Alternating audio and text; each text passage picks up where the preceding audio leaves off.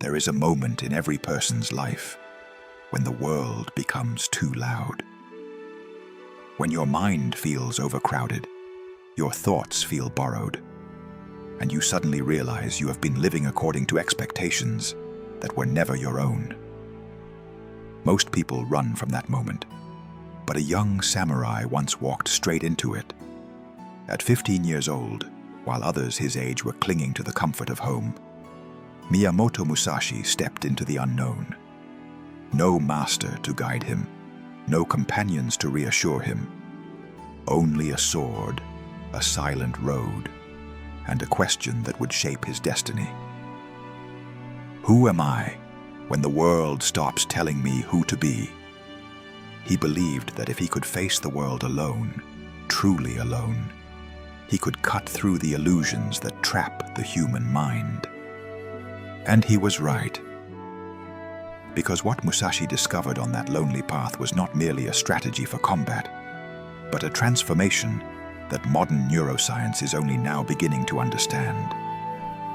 The transformation that happens when a human being stops running from solitude and begins to use it as a forge. Most people fear solitude. Musashi mastered it. Most people drown in their thoughts. He learned to shape them into clarity. Most people are ruled by impulses, cravings, and emotional storms. He became the stillness inside the storm. And the truth is, the same path that shaped the greatest swordsman in history can shape you too. Not as a warrior of violence, but as a warrior of the mind. So let me tell you the story of how Solitude turned a wandering boy into an unshakable legend, and how his ancient path can become a map for mastering your modern life. Musashi's pilgrimage through Japan began as a test of skill, but slowly, step by step, he discovered something far more important: that the real battlefield is not outside.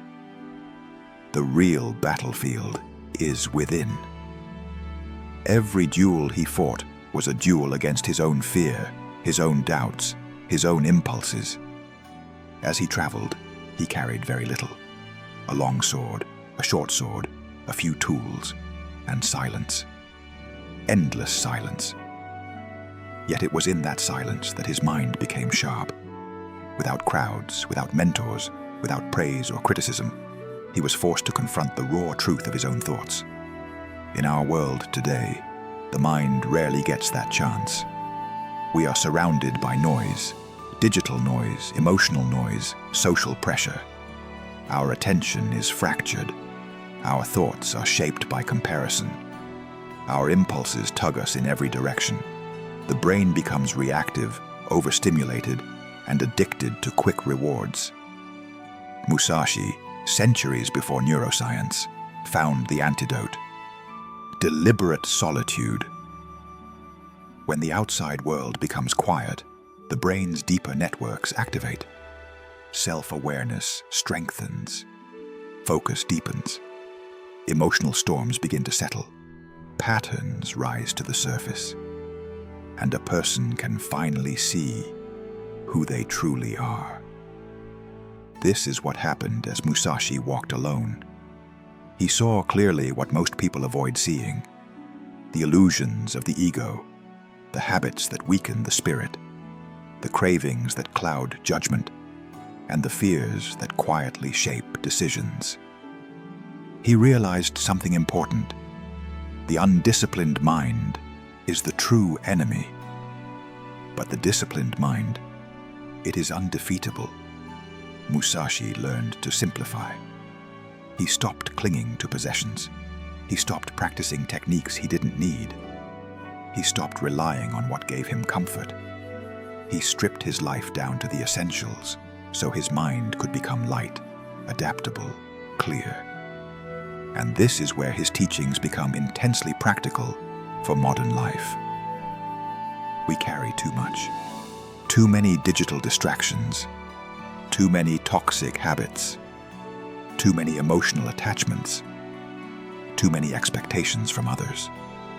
We clutter our environment, our screens, our calendars, and our minds. And then we wonder why we feel lost. Musashi's path teaches another way. Remove what is unnecessary so that what is essential can emerge. He taught that attachment is a chain. Even attachment to methods, attachment to identity, attachment to comfort. The warrior who clings becomes predictable, rigid, weak. But the warrior who can let go becomes unstoppable. One of Musashi's most powerful insights was this: do not depend on a partial feeling. In battle, reacting impulsively meant death. In life, reacting impulsively means drifting, wasting time, falling into habits that corrode our potential. Neuroscience confirms it. When the brain acts from impulse, it chooses short-term gratification over long-term growth. It chooses scrolling over learning. It chooses distraction over clarity. It chooses escape over transformation. Musashi trained himself and now teaches us to pause, to see clearly before acting, to respond, not react. This practice alone can reshape a life. But solitude is not easy. At first, it can feel like emptiness. Your mind may rebel. Old cravings rise. Past wounds echo. Doubts return. This is the point where most people give up. But this is the point where Musashi began. He understood that solitude is a mirror, and every warrior must face what the mirror reflects. There is a moment in the Buddha's story that mirrors Musashi's experience. Before enlightenment, the Buddha was abandoned by the 5 monks who once followed him. Suddenly alone in the forest, he could have fallen into despair. But instead he realized something profound. With no one watching him, he was finally free.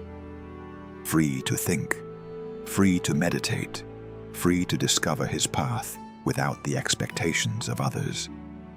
Solitude gave him back his autonomy. And this is a truth Musashi lived by. When you stop depending on others for happiness, you begin to generate power from within. This is one of the greatest skills modern people can learn. So how do you walk Musashi's path in today's world? You begin by choosing small moments of intentional solitude, moments without your phone, without entertainment, without external stimulation. The mind will resist at first, but this resistance is the training. Then you simplify your environment. A clear room makes a clear mind. A cluttered room keeps the brain in quiet stress. You confront your impulses, the urge to check your phone, the urge to escape discomfort, the urge to procrastinate. Each time you choose discipline over impulse, your mind becomes stronger. You reduce attachments. Let go of habits, relationships, objects, and routines that no longer serve your path. Letting go is not loss, it is liberation.